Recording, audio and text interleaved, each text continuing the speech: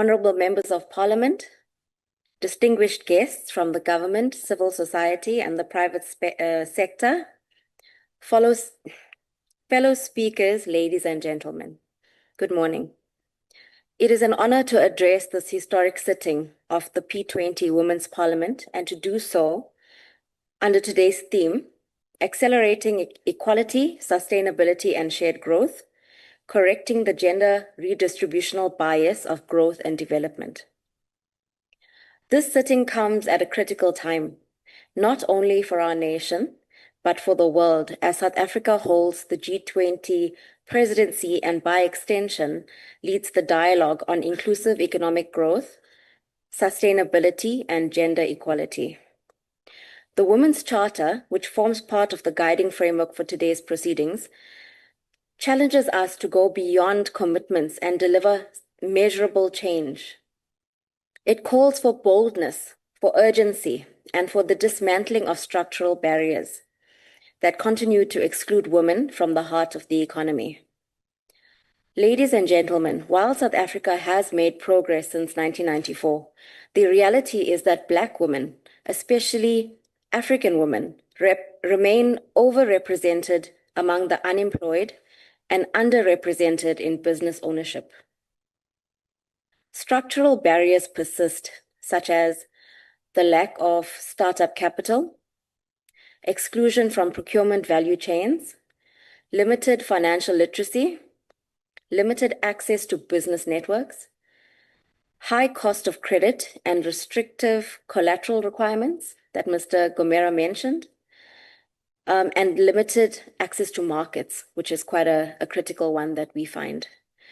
For women in rural and township economies, these challenges are compounded by geographic isolation, infrastructure deficits, and in some cases, traditional norms that restrict economic participation.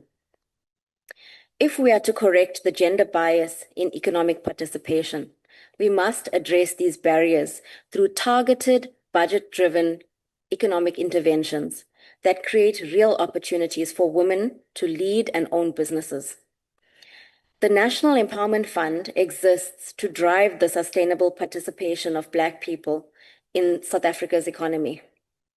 The NEF has a deliberate focus on women, youth, and rural and township communities. In 2014, recognizing the persistent exclusion of Black women from the access to finance, the NEF launched the Women Empowerment Fund, or WEF. This flagship initiative has become one of the most important tools for transformation by the NEF. Since inception, the Women Empowerment Fund has disbursed more than 2.4 billion rand to Black women entrepreneurs, creating 13,000 new jobs. In the past financial year alone, women-owned businesses accounted for 36% of our disbursements at the NEF, and we are now setting the bar higher, aiming in the medium term to exceed 50% of all our disbursements of funding to women-led and women-owned businesses. The NEF's funding ranges from 250,000 Rand to 75 million Rand through term loans, equity, bridging finance, revolving credit facilities, and other instruments. The fund deliberately does not require traditional collateral, focusing instead on commercial potential and empowerment impact.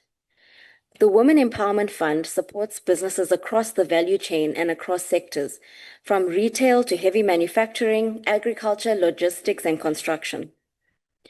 Importantly, the Women Empowerment Fund offers more than finance. We acknowledge that there is a gap in the market, and we provide mentorship, business turnaround services, and market linkages. And this support gives women more than just access to capital, but a fair shot at long-term success. I would like to just share a few examples today of the real women-led businesses that we have funded as the NEF to give you an example of the impact of some of the funding that we disperse. Just last week, we launched the Atrium Boutique Hotel, nestled in the heart of Polokwane, The Atrium Boutique Hotel is a powerful symbol of the growing success of Black-owned, women-led enterprises in the hospitality sector. Founded by wife and husband duo, Ms. Liseta Mukwevo and Mr. Matodzi Mukwevo, the hotel is 100% Black-owned and 60% women-owned. A proudly South African story of vision, grit, and empowerment. The hotel offers premium accommodation with luxury rooms, a full-service restaurant, executive boardroom, conference facility, and a vibrant bar. The project was made possible through strategic partnerships with the Department of Tourism, the NEF, the Small Enterprise Development and Finance Agency, SEDFA, and the Tourism Equity Fund. Combined funding of over 24 million rand enabled the development of a world-class Black-owned hospitality destination. Beyond bricks and mortar, the Atrium has created 54 permanent jobs and stands as a model of what inclusive tourism can achieve. Another example, a few weeks ago at Decorex Africa in Sandton Convention Center, one of our investees, Denic Cabinet, was exhibiting amongst the best of the best.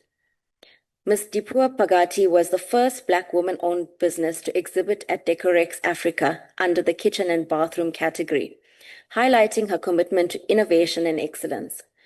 The NEF's investment in Denic Cabinets has made it possible for them to acquire modern machinery that has enhanced production capabilities, sped up delivery times, and allowed the business to take on larger contracts. Denic is also exporting to other parts of the continent.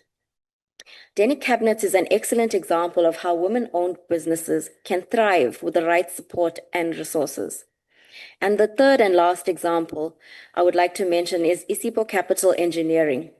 The NEF funded Isipho's acquisition of Smith Capital Equipment, a company that manufactures aerial platforms used to reach elevators such as streetlights, as well as drilling rigs and pylons for the mining sector.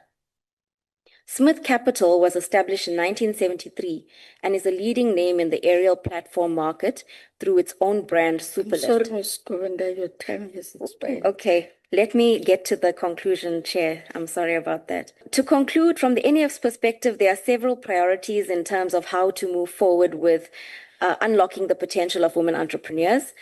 The first one being ring-fencing the budget allocations at all levels of government for women-owned SMMEs, align these allocations with the National Development Plan and sector master plans, use of the Preferential Procurement Policy Framework Act to secure a greater share of public procurement for women-owned businesses, and incentivize the financial institutions to develop affordable, accessible financial products to women, for women. These measures align directly with the Women's Charter objectives and will give tangible effect to our shared vision of economic justice. Today, I extend an open invitation. Let us work together, Parliament, government, the private sector, and development finance institutions to scale these successes. Let us build budgets, policies, and partnerships that place women at the heart of our economic and growth strategies. Because when women lead in the economy, we don't just create jobs, we create lasting legacies. Thank you.